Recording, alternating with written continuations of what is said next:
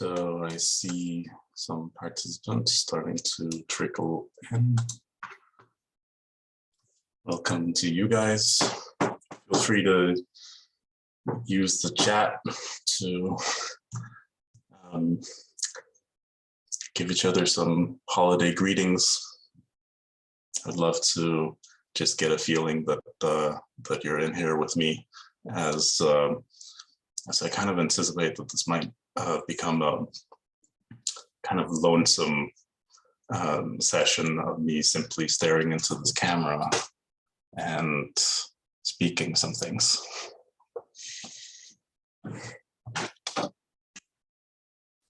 Sure that you're able to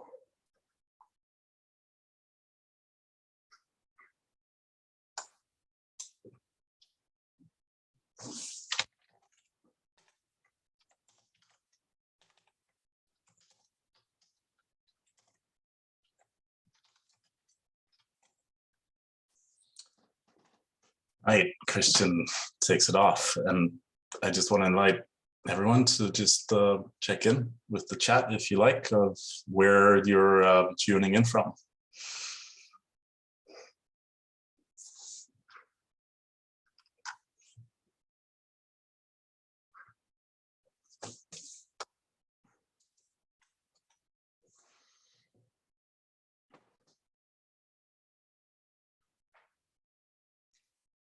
So we have one Belgium, we have a couple of folks, 3 now from the US, and somebody who is from here in Denmark, and one from Israel.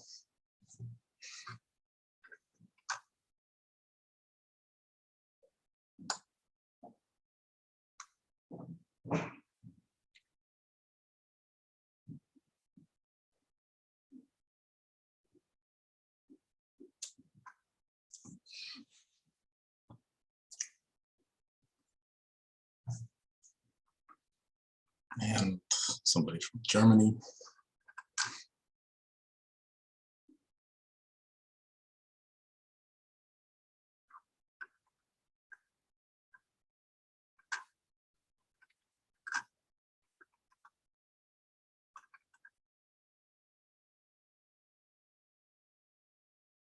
And while we just wait another minute, I invite you to do the practice that we call connect to self, which is really just a short meditation asking yourself, do you feel your body as you're coming into this call? Do you feel aware of the context that you are now sitting in? This context of being in front of a screen with some moving pixels resembling some bald dude with a yellow and black kimono. I can actually show you that it is a full kimono. There's matching pants. I intend to wear this kimono for Christmas next week. That's actually this week, isn't it?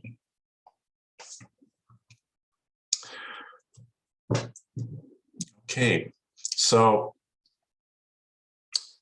I'm just slowly going to get started, and we'll start speaking to a little bit of context for this webinar. This is part 2 in a series of using authentic relating with your family over the holidays as the centerpiece. And I'm going to make an assumption that you are at least passingly familiar with the basics of authentic relating and using this style of communication.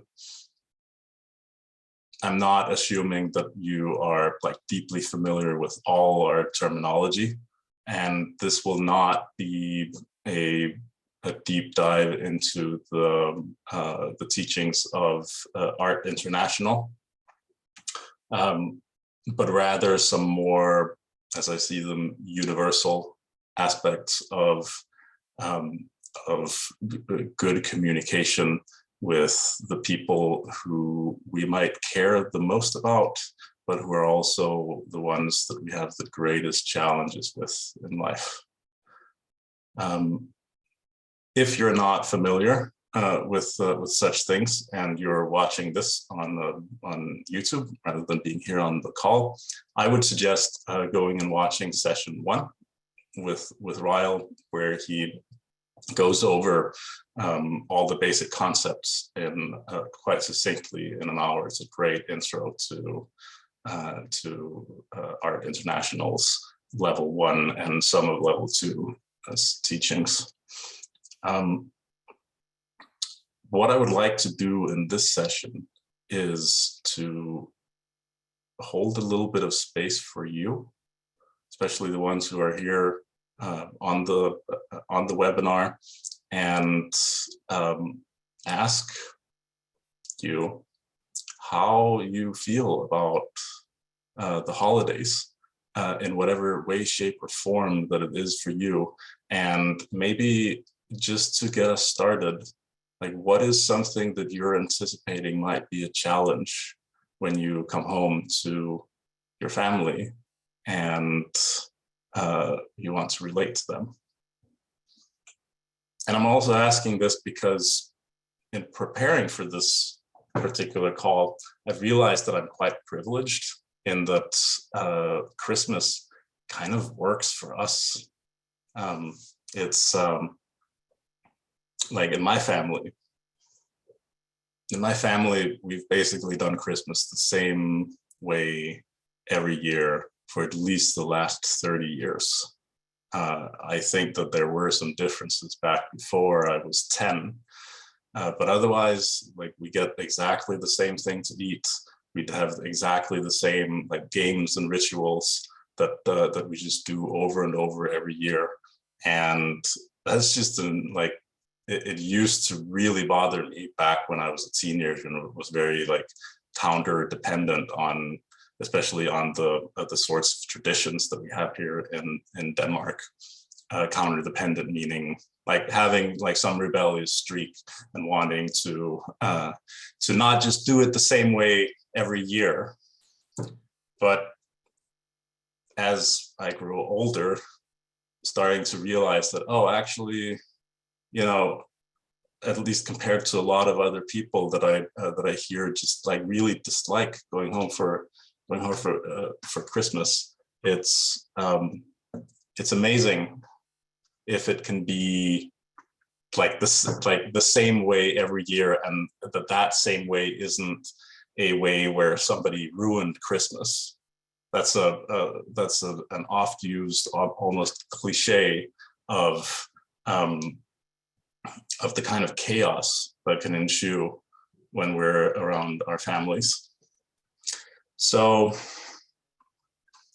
I'm just going to ask you if you have anything to share about your Christmas. Sorry, we're going to call them holidays, and to maybe put that into the chat in the next couple of minutes, and I'll read them out without naming you, so that you don't turn up on the video later. So, what is something that you're anticipating might be difficult for you when you come home to the holidays? What do you look forward to, or what do you maybe dread might happen when you come to your family? I would also say there was a good deal of anticipation for me in coming home to family when I first learned and started practicing the practices of authentic relating, like how to actually relate to my family. And I would like to share some of those lessons here. And I can see that nobody has asked or has shared anything so far in the chat. So at any point, you can just put something in the chat if you like. And then I want to, on this call, talk a little bit about what it is that makes using authentic relating practices with family so difficult, as well as something about what we might call the black belt situation. In our level 1, as you may or may not know, we have at the end what the practice session, where we can start transforming our conflicts or our challenges with each other. And usually we refer to that as a white belt situation, while going and talking things out with your father or your mother might be referred to as a black belt situation. It can be extremely difficult to work with them. And now I see that some of you have tuned in, and I'm just going to read out what you wrote without naming you. So someone writes, the challenges, people discussing politics, but not really to learn, rather to feel superior or right. They're difficult personalities, and then dealing with family health problems. And then somebody else writing, I feel there's quite some unoutspoken desires and unhappiness, which come out via jokes. When trying to address this, the answer usually is, oh no, it's just a joke. I'm not sure how to deal with this sometimes. And then somebody else, half of my family passed away over the past 10 years, leaving Christmas a very different time being together, and very caught up in the past with old family members not here anymore. I feel emotional reading that. Usually feel very overwhelmed when with family. There's a lot of chatter when we're together, but no real connection. And then the questions I receive around how my Christmas was, I feel vulnerable, as there's nothing very special about it or different from any other day, except that it's extra sad noticing all the empty chairs of loved ones who's passed. Hard to be authentic in that. Dreading, and somebody else writes, I dread dissociating, feeling unable to come back and interact to get through with my family, which feels awful because of their goodwill. I'm loving the humility and self-awareness in that. Right, so those are some really great shares, and I'll be coming back to them later, and I can speak a little bit to them. I suppose I just want to name one more piece about the Danish Christmas, just to go on a lighter tone for a moment. Here in Denmark, we have a cultural value that we refer to as hygge, which is often touted as like an untranslatable value because it's so dense with meaning. But essentially, like one word could be comfort, another word could be cozy, and these are parts or elements to what is really, really important to a Danish person, in particular during this time of year when things can get really dark. Like also outside, this is the shortest day. I did manage to see some brightness through the permanently overcast sky. But this can be, if you live in the north, a really difficult time, which is why hygge is so incredibly important as a cultural value. It means having warmth, it means having friendship, it means good food, good music, something nice to drink, and the feeling of being close together. Of course, often this is an ideal, that is difficult to actually realize. And just like everywhere else here in Denmark, you know, we have the same human problems. And part of that, like, or maybe the most important aspect of that, is what happens in family dynamics.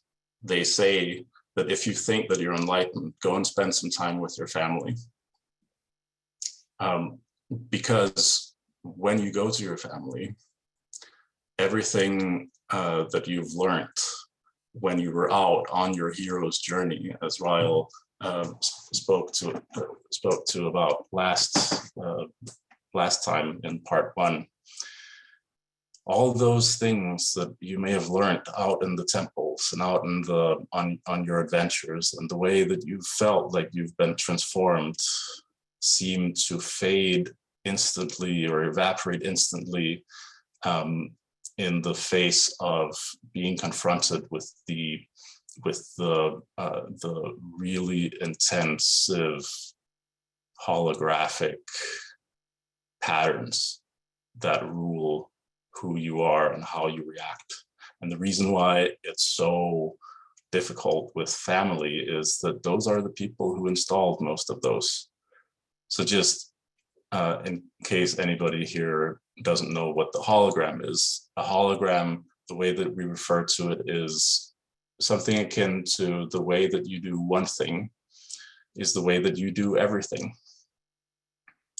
That if we can look closely enough at how we react to each other and to the things that the world throws at us, there is something that we can see about ourselves.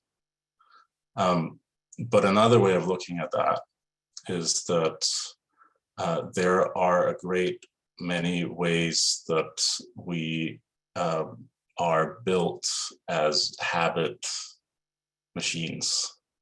The way that I find myself acting with my family, even just coming to my family's house, I see a lot of the ways that I was when I was a teenager instantly reappear. I find it almost impossible to, for example, do being productive at my parents' house seems to just like fly out the window. And instead I am drawn to sitting in front of the television and every once in a while passing out to the kitchen and opening the sweets drawer to see if there's something good for me in there.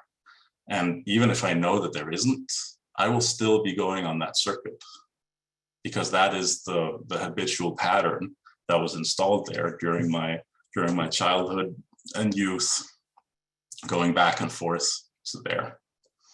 And this is really, on one hand, can be quite disheartening that, oh, I have all this wisdom that I gathered, all these various techniques on how I could, and like how wonderful it would be if I could get to use some of those with my mom or with my dad. But for some reason, it's not available to me. For some reason, it is easier to revert to the patterns that the patterns and holograms that I had earlier than to apply something new. And that might not just be something that happens internally. It might also be something that happens in the interaction itself, that there is an expectation or assumption that often unconscious or unspoken, that the way that we're going to have an interaction is just going to be the same as it always is, whether we want it like that or not. So that's one of the many things that can make interactions with families so much more challenging, and sometimes really just disheartening, in the sense that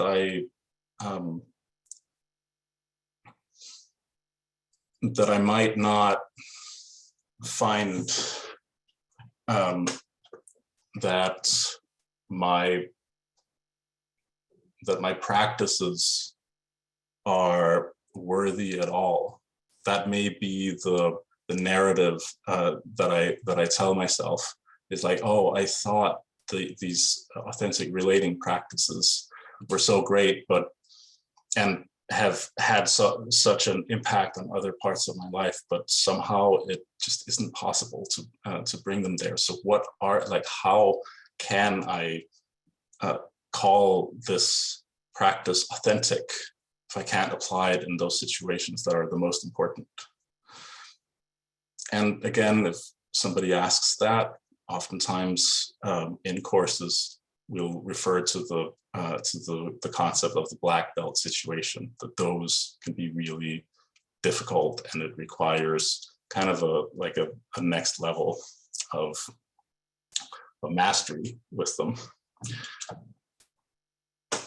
So that has me come to what is maybe some tips for how to handle a black belt situation.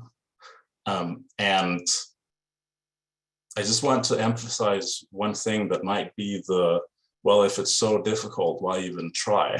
Why even try to, say, play a curiosity game with my dad if it is going to be difficult, or if it might just be easier to have it the same way as any other time. And I think that my most important answer to that question would be that your voyage of self-discovery will not be complete until you come home and you spend time with your family. That a caveat to if you think you're enlightened, go and spend time with your family, is that you will not be fully enlightened, just to use that kind of as a metaphor, until you have applied it to the people who installed all the habit patterns of your mind from a very early age, perhaps. Things that you have inherited from them, that they may have inherited from their seniors, in a lineage that can go back into immemorial time. So the thing that might be available in tackling those situations and being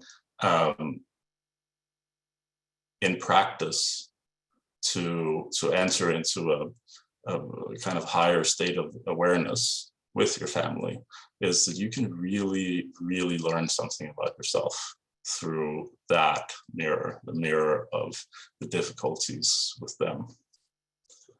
So now I'm feeling as if I'm harping on about, oh, this is going to be it's game time, and now you're going to go, and this is going to be a huge confrontation, clash of the titans, and if you survive, then you'll be so much better for it, and your journey will be complete. And of course, that isn't quite how it works either. It's it might very well be a lot calmer, and maybe it won't be that difficult. Maybe you can just say, hey guys, mom, dad, brother, sister, uncle, and so on. I have these new things that I've learned, and I would love to play them with you because they've really brought a lot of great things to me, and maybe you will like them too. And then you facilitate some game for them, and they all love it. That might very well be an outcome. And if that is the case, and then I will be so happy for you. I would love to hear about it, actually. And it might not be like that. And I want to talk a little bit about the things that might happen in that regards. I'm just going to go through some points there, and then I'll return to the chat and kind of try to bring them into the context of the things that you've written there. So one thing that is incredibly important when it comes to changing a particular way that you interact, especially with people who have come to like really deeply expect one way of being from you, is something that we might call calibration. And calibration essentially means that when you are practicing at an advanced level, which oftentimes it will be in this in this setting, the important piece is that it is relational, that you're not working too much off of a map that was given to you in a workshop, that you're not using like our technical jargon of things saying, you know, hey, let me draw you a chart with dignity and humility and then ask you, where are you now on this chart? That probably won't work, nor will it probably won't work either to go like slavishly through a set context protocol of, so mom, I would like to play a game with you that I call the curiosity game, or the empathy game, and this is why, and these are the how and the why and the where and the when and the be and the woo. That's probably too much. We have to be a little bit more sensitive. We have to be a little bit more in tune with what is the edge or the limit to how much we can change a context. And what that requires is really listening. It's like checking, so who is this person and what would be too much for them? Like a really classic situation is having a family member, usually a man, who finds it almost impossible, like that it's almost impossible to move from the first level of conversation, informational, and into even just something personal about what they like or dislike, and going relational, like the point where where the topic of our conversation is what's unfolding here in the moment, is basically off the table. If we can't go there, if we can't go down to the relational, then what's it worth? Like, what is any of this worth if we can't have that cathartic feeling of being in the sort of communion that we know is possible from having attended communication workshops, maybe somewhere off in far distant lands. If we can't bring them home and bring our interaction with our uncle or our father or grandfather to that level. And this is where there's something that is really important to me that comes in, which is that I actually do think that way. If I can't apply the practices in such a way where I'm interacting at that level, then it's hard to really see the value of it. But the way that might unfold out in the wild, as we say, or at home with our parents, is that it may not have to be explicitly at the level of the relational in order for it to have the value. So what I'm speaking to here is maybe well illustrated by an example. Say that you have picking a wild example, say that you have a parent that often just problem solves, And it can actually be the very thing that has you never share with them what the challenges of your life are, because they will simply see it as they will simply treat it as a problem to be solved and suggest a bunch of things and give you advice unsolicited. And that can just, you can feel so unseen and unappreciated in that situation.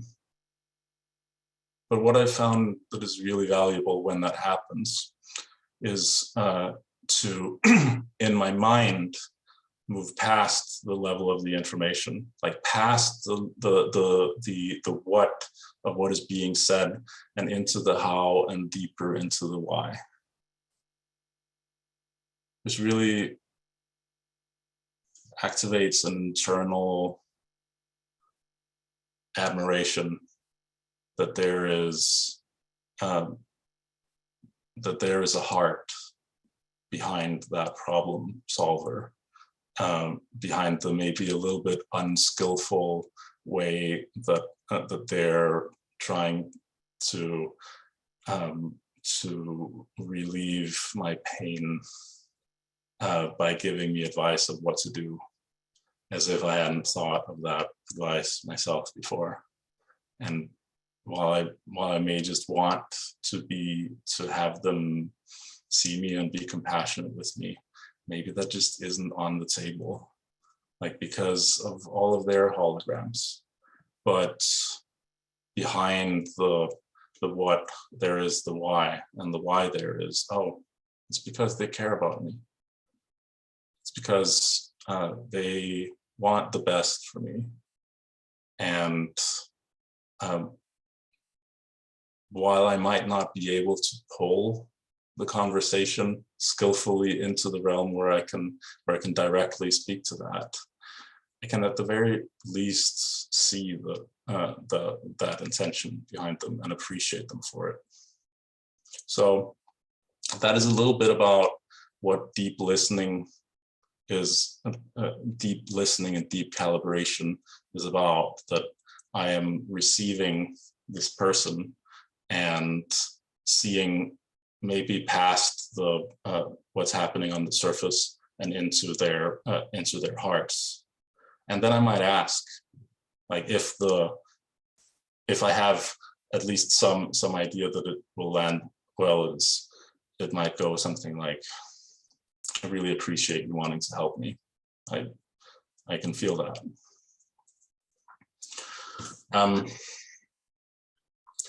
So the other part of that was that we have this, like in art, we have this particular way of setting context that goes something like, this is the what, and this is why, like what values that I hold that has it important for me to go into this particular context. These are the rules, and this is how and when and where and so on. And I would offer you that for the particular game that we might call being with your family over the holidays, the set like that context is less of something that you're going to set and more of something that you're going to discover. Like, what is the game that I'm playing out with my family quite often? So that brings me to maybe the most important bit that I'm just wanting to name before going into to maybe some of your examples, and that is the concept of equanimity. So, as you may remember, in art we have this balancing of dignity versus humility, and that those two together is what we call equanimity. Or we could also say that is even-mindedness, it's balance. But what exactly is it that is a balance of? Well, it's the way that we look at it is that it's the balance of me and the balance of you. the balance, like balancing towards you and receiving your experience and seeing your brilliance or genius or what you can teach me. That is humility. And on the other hand, there's the balance of me, which is feeling myself and my ability to be in the role of the teacher, my right to be seen, my right to be heard, my right to stand up for myself and have boundaries. And that we also see that what happens if we start to go topsy-turvy on that, if we fall out of the balance of either of those, then dignity without any humility starts becoming posture. And posture is, I don't actually care about what you have to say. I have my ideas of who you are and you're wrong. Like who I am is important, and what I have to say is important. And I have, like, it may be completely unavailable to me to see where you're coming from and what what you might have to offer. And the other way is like humility, that where dignity falls away is kind of like a boundaries failure, in that I needed to set some kind of boundary to be able to hold myself in the light of you coming at me with your with all the weight of your perspective. And what that might look like is that I fall back and that I am unable to stand up for myself, really. These are those two states, the states of collapse and posture, have like real equivalents in just when we look at what mammal behavior is like, that there is the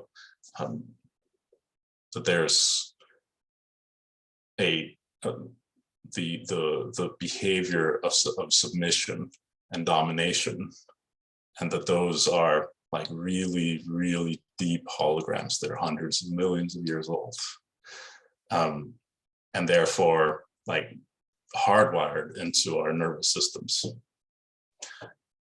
And so the way that the reason why I speak to that is that, like, even though also that Ryle covered it before, is that may very well be those states that you end up in when with your family. And it might be very subtle. It might not at all look like the way that I just described it. And being able to recognize when it's happening, that is the first step to being able to change something. So what I found from experience is that that having really difficult conversations with family can be a lot less about being able to say the right things and work things out. And it might not even be about fully like listening to what they have to say and then being heard and seen and coming away with that cathartic experience afterwards. What it might very well look like is just the situation that you're in looks like 1,000 other situations that you've been in when you grew up, except now you actually see it happening. You've built enough consciousness and self-knowledge that you know that this is your hologram. And from there, maybe just not collapsing, maybe just like being able to stand in the discomfort and regulate yourself is enough of a win that it will change something deep and fundamental. And I've had this, having a conversation with a parent where I realize halfway through that that I am reverting into a collapse situation where I will be sitting as a little boy on a couch and being told how the world is, while being deeply collapsed and starting to dissociate, and using those coping mechanisms that I used to protect myself. That just being there allowed me to speak to that, and those were the words that I said. Like, I want to be here and I want to listen to you, and I see myself struggling with it. I had to even like plant myself up against the wall so that I could keep my back straight, so that I wouldn't fall into like the physical posture of collapse.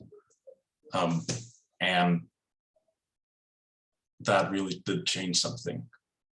Just that one piece of not reacting the same way that I would have, that I have so many other times, was enough to change the dynamic.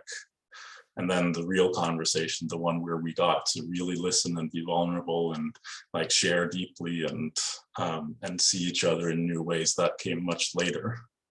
But the key point was just not falling into the same trap again. So I have one prop that I want to show you here. And I took this one off of my altar. This here is the Bodhisattva of compassion. Her name is Avalokiteshvara. That name literally means the one who hears the cries of the world. And as you can see, she's depicted as this beautiful, kind of androgynous and very well-balanced being.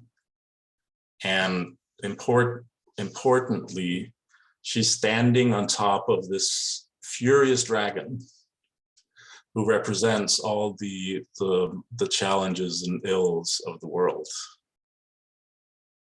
And she's in perfect balance.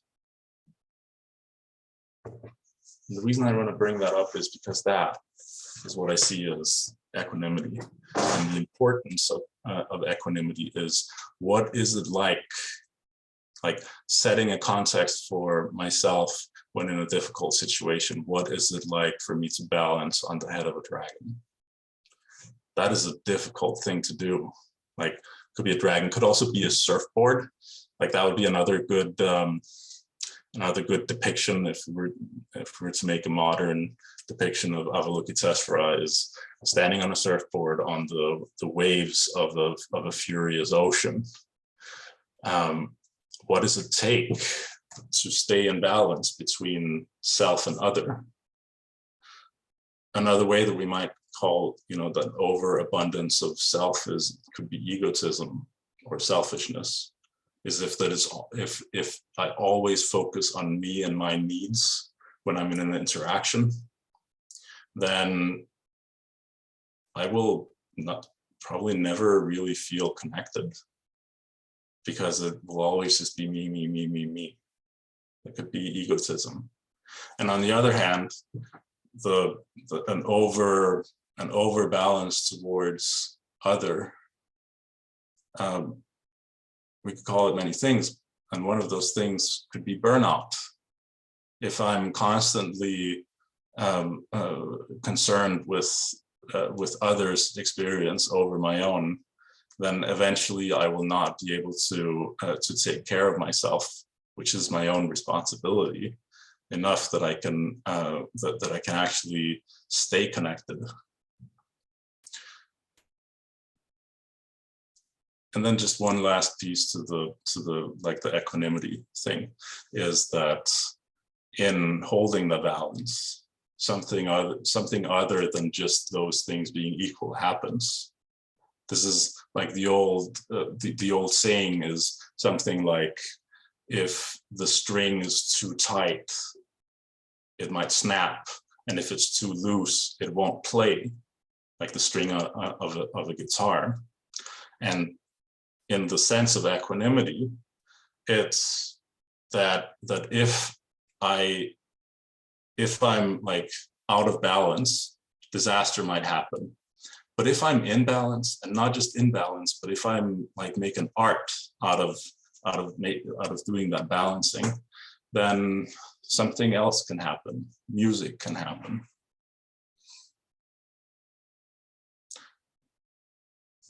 And this has me just want to name one more thing,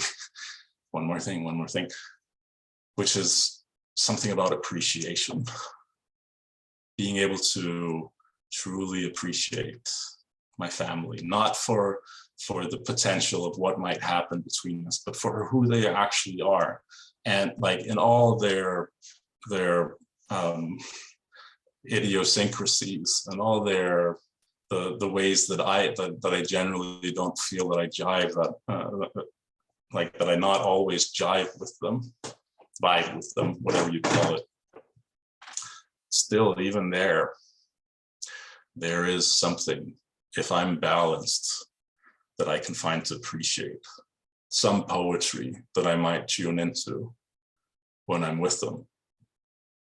And I think maybe that is the challenge that I would give you when you go home to your family over the holidays, is what poetry can I appreciate in the way that they watch television together, or that even if they don't have a lot of sacred traditions, what traditions do they have? What is something that they do over and over again because they love it, and that there is to really appreciate it, and that, I think, is the most beautiful thing that might happen. Okay, deep breath.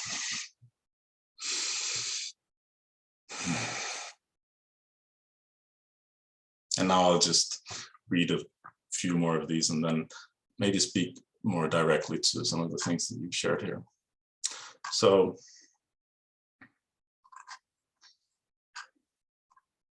someone writes, I have a brother who states he definitely does not want to talk about the past at all, and that you remain quite distant.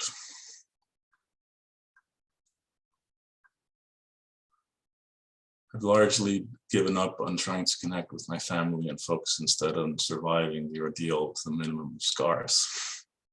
And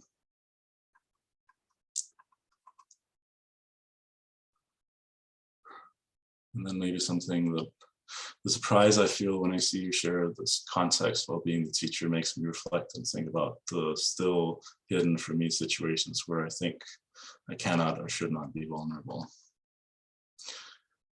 And then a more practical ask, can you suggest 3 games we could try with family? Okay, so just respond to that one. That might be an easy one. Or is it? The curiosity game is always great. Like that's of all the games that we played, that one seems to always come back as the most eminently portable one, because you're really meeting somebody where they are, and it doesn't require that much context. It's just like the way that you can set up you can just put 1 or 2 pieces of context to play the curiosity game, which is, so, hey, I've always wanted to ask you some things. Would it be okay if I can just ask you for 5 or 10 minutes about anything that I'm really curious about? And then if you want, we could do it the other way around. Would you be up for that? That's a really simple way into the curiosity game.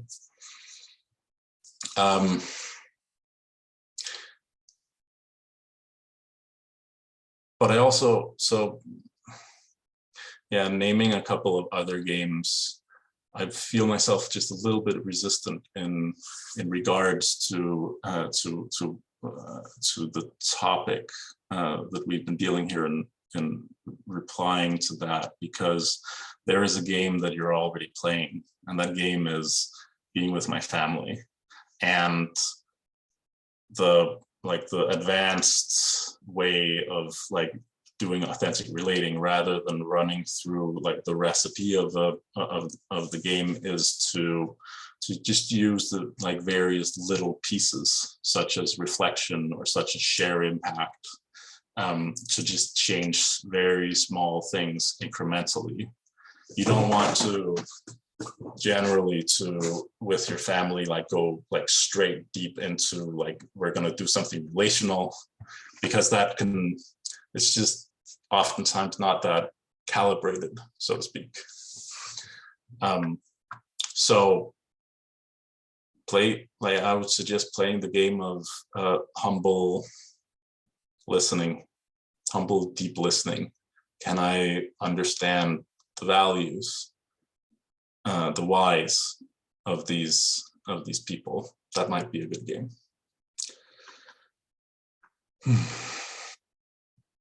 So then then somebody asks, what if it's not true that their comments come from a place of love and wanting to help? My uncle is a clinically diagnosed narcissist.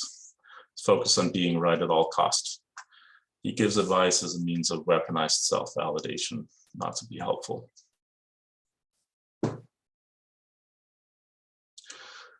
Yeah, it's often quite challenging to answer questions in regards to somebody who might have a personality disorder.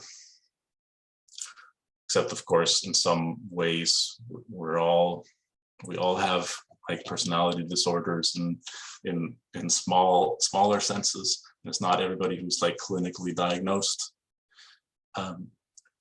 But there is something that comes up as really important to me, which is that assumptions can really mess up the possibilities of connecting. I definitely want to be careful about suggesting what might be possible in regards to connecting with your uncle or with somebody who is a very difficult person. But maybe the possibility to change something in your dynamic is to assume nothing. And what that means here is is not necessarily the kind of assumptions as I think you're like this and that. Is that true? That's often how we use it in authentic relating. But another way of getting at that is like, what assumptions am I making about my family and the way that they are that is actually serving only to keep me stuck in the same holograms playing over and over again with them?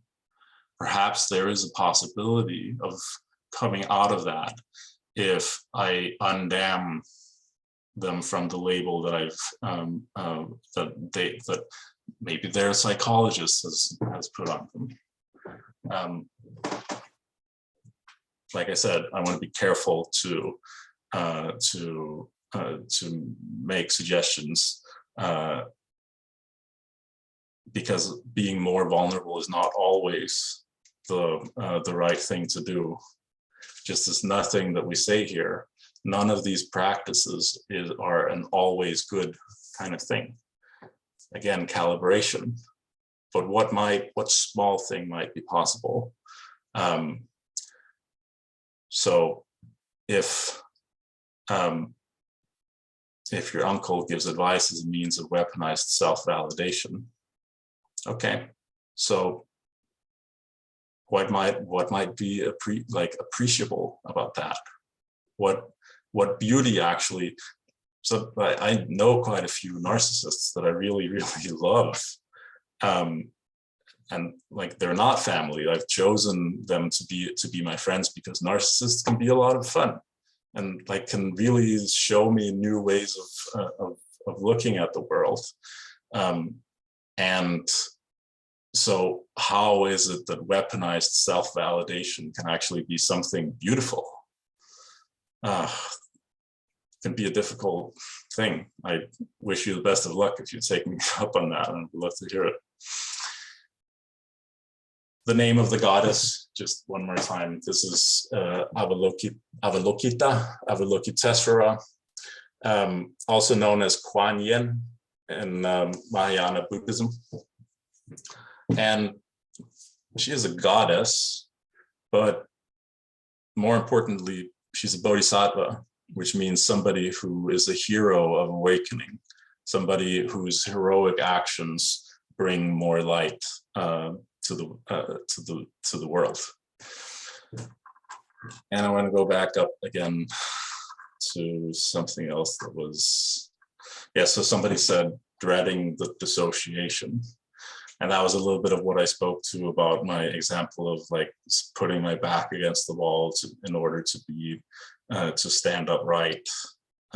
Dissociation is often like, it's that is the internal cope that we might have in order to handle something that is too much or overwhelming, and that has it impossible to see that that what is coming at me is actually might be the very best intentions. So again, I would say that that while having the fear that might happen is a complete, like, that's a completely valid thing to dread.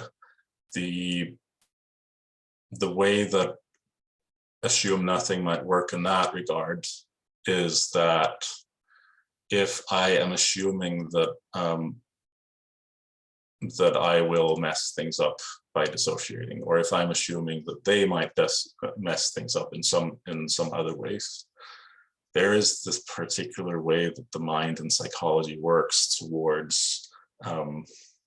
It's kind of like a lot of motorcycle accidents happen because the motorcyclist is looking straight at the thing that they will eventually collide with, because where you look is where you're going to go in some small way. So while being cognizant of that possibility that might happen, maybe a good assume nothing here is like, oh, but maybe that doesn't need to be how it happens. What is some small way or some strategy that I might put in place, or something, maybe an affirmation that I can put my mind towards? Is that could sound like something like, my value here is being present.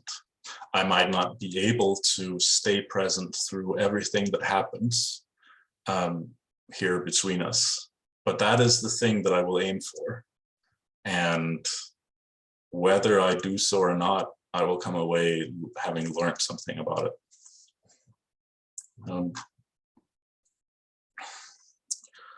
So coming back just in the last few minutes, questions receiving about how my Christmas was, feeling vulnerable is there's nothing special, except that it's extra sad noticing all the empty chairs of loved ones who've passed.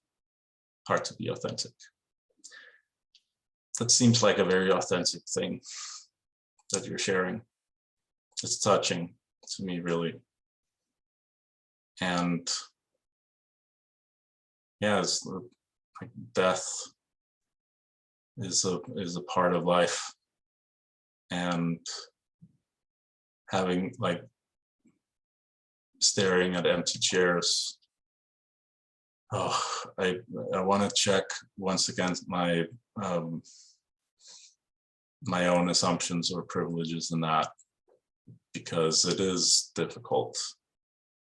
It really does feel difficult. But then again, most of the ways that I have interacted with death in my life eventually turn into a celebration of life. I really enjoyed the tradition of raising a glass to toast the one, like, absent friends, and yeah, I wonder again what assumptions might be made that could be different, looked upon differently.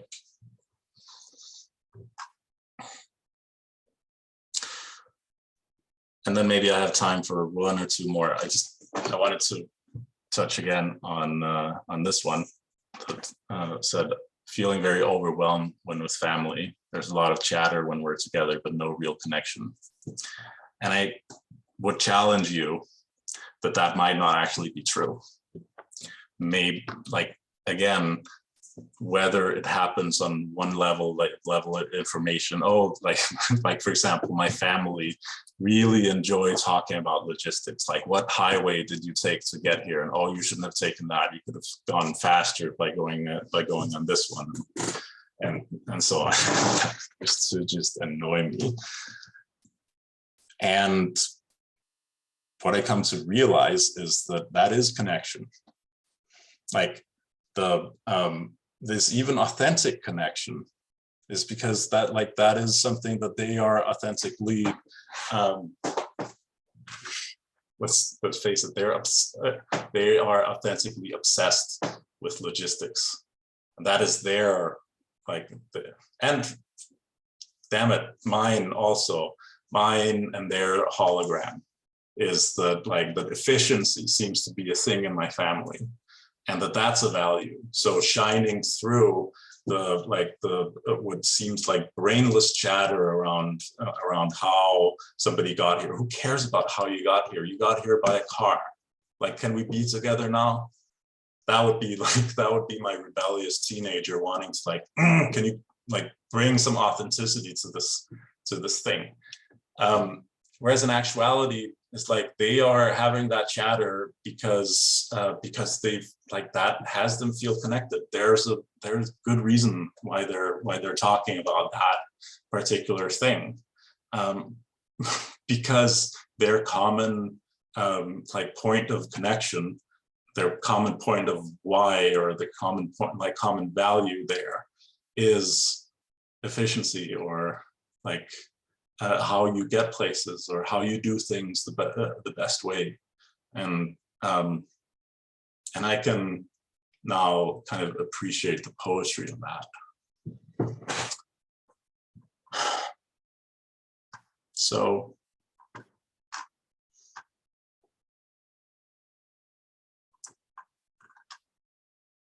that brings us to the top of the hour. And that means that it's the end of this webinar. My own experience of being in this webinar has been it's been the slow ignition of some inner fire around this. First, just these things going through my bullet points, and then towards the end, really feeling there is so much to appreciate. Also, about my own family, and I'm looking forward to going home and seeing them, and I kind of hope that some shit goes down and that we can deal with it. And that may be because I'm some kind of existential masochist, but also I think that there is a poetry even in the those most difficult situations. And I just want to wish you the best possible holidays with lots of subtle poetry coming out between you and them, self and other.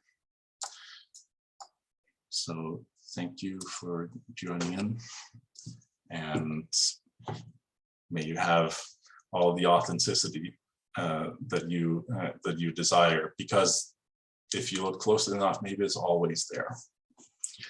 Happy holidays. Thanks for tuning in.